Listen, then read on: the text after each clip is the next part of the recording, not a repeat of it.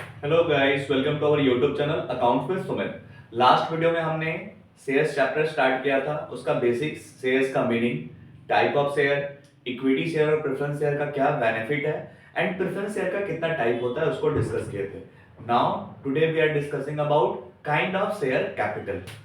तो ये है हम लोगों का kind of share capital. Kind of share capital में क्या क्या आता है? सबसे पहले authorise capital, issued capital, subscribe capital, called up capital and last में आता है हमारा पेड अप कैपिटल। तो ये होता क्या है, वन बाय वन हम लोग डिस्कस कर लेते हैं। तो सबसे पहले ऑथराइज कैपिटल को डिस्कस करते हैं। जैसे जब भी किसी कंपनी को शेयर इशू करना होता है तो before issuing share company have to take permission from home? Registrar office. सबसे पहले उसको रजिस्ट्रार ऑफिस से परमिशन लेना पड़ता है।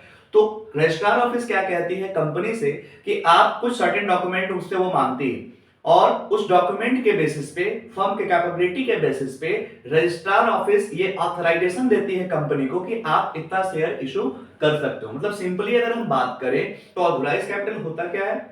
तो रजिस्ट्रार ऑफिस जितना शेयर इशू करने का परमिशन कंपनी को देती है दैट इज ऑथराइज कैपिटल। और ये जो कैपिटल होता है ये कंपनी के टोटल कैपिटल का सबसे बड़ा amount, maximum amount authorise capital का ही होता है। इससे बड़ा और किसी का अमाउंट नहीं हो सकता है। इसलिए यहां पे क्या लिखे हैं कि it is a maximum capital for which a company is authorised to issue share. ये हमारा जो कंपनी का कैपिटल उसका मैक्सिमम कैपिटल है जो परमिशन मिला है उस कंपनी को इशू करने के लिए। और इसका और भी नाम है। इसका और क्या नाम है? तो इसका एक नाम है हमारा रजिस्टर्ड कैपिटल। Registered capital. एक और नाम है नॉमिनल कैपिटल। ये दोनों नाम किसका है? ऑथराइज कैपिटल का है। इसके बाद इशूड कैपिटल। अब ये इशूड कैपिटल क्या होता है? तो ये जो इशूड कैपिटल है it is a part of authorised capital. ये जो इशूड कैपिटल होता है ना ये ऑथराइज्ड का ही पार्ट है। मतलब आपको जितना शेयर इशू करने का परमिशन मिला है उसमें से आप कितना शेयर इशू करते हो, एज अ कंपनी आप कितना शेयर इशू करते हो, उसी को हम लोग क्या बोलते हैं? Issued capital. अब इशूड कैपिटल के अंदर में दो पार्ट हो जाता है।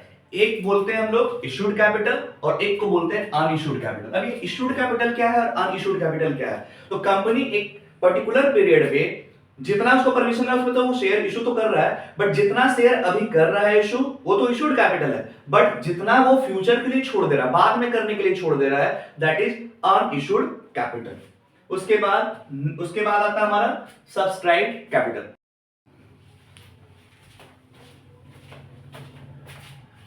सब्सक्राइब कैपिटल क्या है? तो सब्सक्राइब कैपिटल जैसे कि आपको जितना परमिशन मिला वो तो ऑथराइज्ड है, उसमें से आप जितना शेयर इशू करते हो दैट इज इशूड कैपिटल। अब उसके बाद पब्लिक उसमें से कितना शेयर लेने को रेडी है that is subscribe capital. Subscribe capital के अंदर में तीन कैटेगरी है। एक होता है हमारा बैलेंस्ड सब्सक्रिप्शन।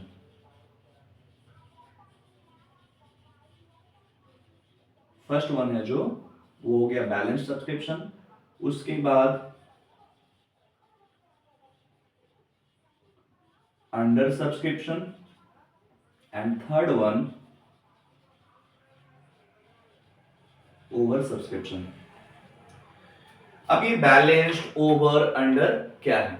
मींस आप जितना शेयर इशू किए हो, सपोज पब्लिक पूरा का पूरा शेयर लेने को रेडी है। फॉर एग्जांपल अगर आप 10,000 शेयर इशू किए हो और पब्लिक 10,000 लेने को रेडी है, उससे कम भी नहीं उससे ज्यादा भी नहीं, that is balanced subscription. Balance का मतलब होता है बराबर। आप जितना इशू कर रहे हो पब्लिक भी उतना ही मांग रहा है, that is balanced subscription. Next one under subscription. नाम से समझ में आ रहा है अंडर मतलब क्या होता है? कम।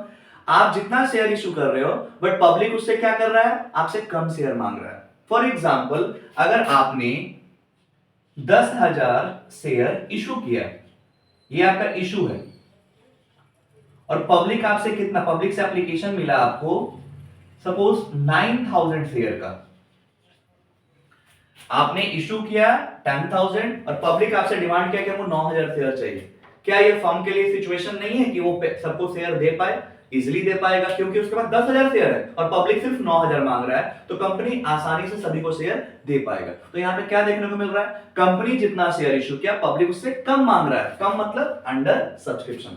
जस्ट इसका ऑपोजिट कर देंगे तो हमारा क्या हो जाएगा, over subscription. Means same situation को अगर हम रिवर्स कर देते हैं, कंपनी सपोज इशू किया है 10,000 शेयर और पब्लिक से एप्लीकेशन का पैसा कितना आया हमारे पास, सपोज 12,000 शेयर का, तो ये सिचुएशन क्या है, ओवर सब्सक्रिप्शन का कहलाएगा। बट हाँ, जैसा अंडर में था कंपनी के लिए सिचुएशन वो फेवरेबल था, इजीली वो सबको शेयर दे सकता था, बट यहां पे कंपनी के लिए पॉसिबल नहीं है। व्हाई, क्योंकि शेयर सिर्फ 10,000 है और डिमांड आ गया 12,000 शेयर का, कंपनी उसको दे नहीं सकती है। तो at this time company do pro rata allotment. क्या करती है कंपनी इस समय में, प्रोराटा अलॉटमेंट। प्रोराटा अलॉटमेंट मतलब प्रोपोर्शनेट करके देना, सबको तो दे नहीं पाएंगे तो एडजस्ट करके देना पड़ेगा।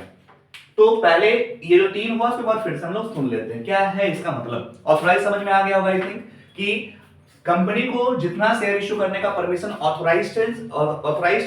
ऑथराइजेशन मिला हुआ है रजिस्ट्रार से, वो ऑथराइज कैपिटल होता है। उसमें से वो जितना इशू करे वो इशूड कैपिटल। इशूड भी 2 पार्ट में होता है, पूरा इशू कर दें तो वो इशूड हो गया, कुछ छोड़ दिए हैं, कुछ बचा लिए हैं फ्यूचर में तो वो अनइशूड हो जाएगा।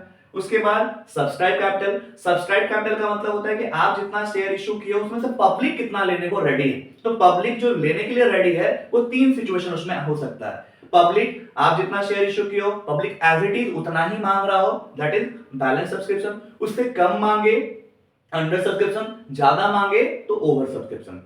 अब ओवर सब्सक्रिप्शन के बारे में देख लिए कि वो सिचुएशन तो है नहीं कंपनी के लिए कि सबको शेयर दे पाएगा, तो कंपनी क्या करती है, pro rata allotment. Next one, called up capital. अब ये कॉल्ड अप कैपिटल क्या होता है, तो ये जो 2 है ना आपका, कॉल्ड अप और पेड अप, ये फेस वैल्यू ऑफ शेयर पे काम करता है। मतलब अगर कहा जाए तो ये स्टार्टिंग का जो आपका फर्स्ट 3 है, ये फर्स्ट 3 ये आपका नंबर ऑफ शेयर को इंडिकेट करता है, लास्ट 2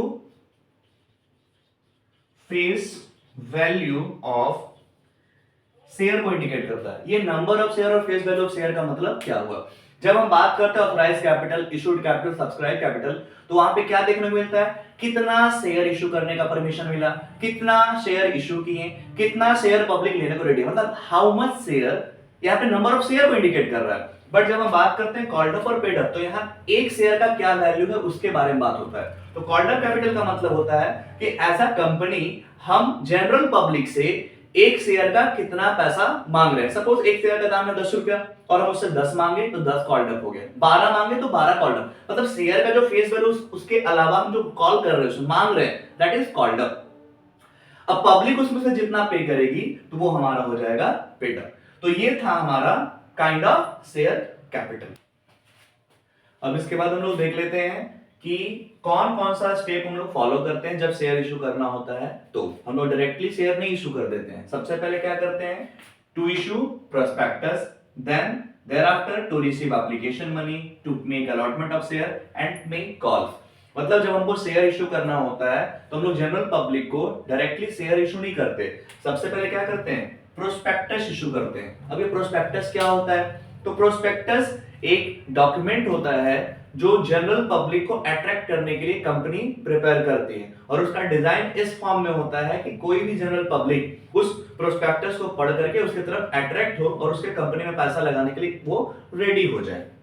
तो सबसे पहले प्रोस्पेक्टस इशू होता है, और प्रोस्पेक्टस के साथ में ही आपका एप्लीकेशन अटैच्ड होता है। प्रोस्पेक्टस के साथ क्या रहता है, आपका एप्लीकेशन अटैच्ड रहता है। मतलब जिस पब्लिक को ये प्रोस्पेक्टस पसंद आया तब उसके बाद वो एप्लीकेशन का पैसा देता है कि हाँ हम शेयर लेना चाहते हैं। मींस आपको प्रोस्पेक्टस का पैसा देना है। मतलब अगर आपको प्रोस्पेक्टस पसंद आया तो उसके साथ क्या जुड़ा हुआ है, एप्लीकेशन। आप एप्लीकेशन का पैसा दो, उसके बाद हम उसको शेयर अलॉट करेंगे। जब वो एप्लीकेशन का पैसा दे देता है उसके बाद हम लोग क्या करते हैं, उसको शेयर देते हैं। शेयर देने के बाद वो डिफरेंट कॉल्स में उससे पैसा हम लोग मांगते हैं। तो यही हमारा 4 स्टेप्स है। पहले प्रोस्पेक्टस इशू हुआ, उसके बाद एप्लीकेशन का पैसा मिला, फिर अलॉट किया शेयर तो अलॉटमेंट का पैसा मिला, उसके बाद जो डिफरेंट कॉल है, हो सकता है एक ही कॉल हो तो फर्स्ट एंड फाइनल कॉल बोलेंगे उसको, अगर 2 कॉल है तो एक कॉल को बोलेंगे फर्स्ट कॉल और सेकंड वाले को बोलेंगे सेकंड एंड फाइनल कॉल। और अभी आगे जाकर हम लोग डिफरेंट बहुत सारे कॉन्सेप्ट पढ़ने वाले हैं कि कॉल सिनेरियो क्या होता है, कॉल इन एडवांस क्या होता है। तो कॉल सिनेरियो का मतलब बेसिक थोड़ा सा समझ लेते हैं। कॉल सिनेरियो का मतलब होता है कि जब भी कोई शेयर होल्डर किसी कॉल का पैसा नहीं दे, तो ये हमेशा ध्यान रखना है कि कोई भी share holder call in arrear कर सकता है किसी भी कॉल का एक्सेप्ट एप्लीकेशन मनी। एप्लीकेशन का पैसा कभी भी बाकी नहीं होता है। क्यों? अब क्वेश्चन ये है कि भाई क्यों नहीं होता है? तो एप्लीकेशन का पैसा इसलिए एरियर नहीं होता है कि सपोज अगर कोई आदमी आपको एप्लीकेशन का पैसा नहीं दिया, इसका मतलब वो प्रोस्पेक्टस नहीं लिया है। प्रोस्पेक्टस लेगा तो एप्लीकेशन का पैसा देता, और प्रोस्पेक्टस नहीं लेगा या एप्लीकेशन का पैसा नहीं देगा तो हम उसको शेयर अलॉट नहीं करेंगे। इसके लिए इसका मतलब हो गया कि आपका एप्लीकेशन का पैसा कभी भी एरियर नहीं होता है। ओके, इस वीडियो को यहीं पे एंड करते हैं, मिलते हैं नेक्स्ट वीडियो में। नेक्स्ट वीडियो में हम लोग देखेंगे क्या कि शेयर कैसे इशू होता है, जैसे issued at par, issued at premium, discount भी पहले होता था अब क्यों नहीं होता है, या किसको डिस्काउंट में इशू होता है, ये सारा कॉन्सेप्ट हम लोग नेक्स्ट वीडियो में डिस्कस करेंगे। ओके, थैंक्स फॉर वॉचिंग, और इस चैनल को ज्यादा से ज्यादा लोगों को शेयर करें, सब्सक्राइब करना ना भूलें, वॉच एंड कमेंट ऑल्सो।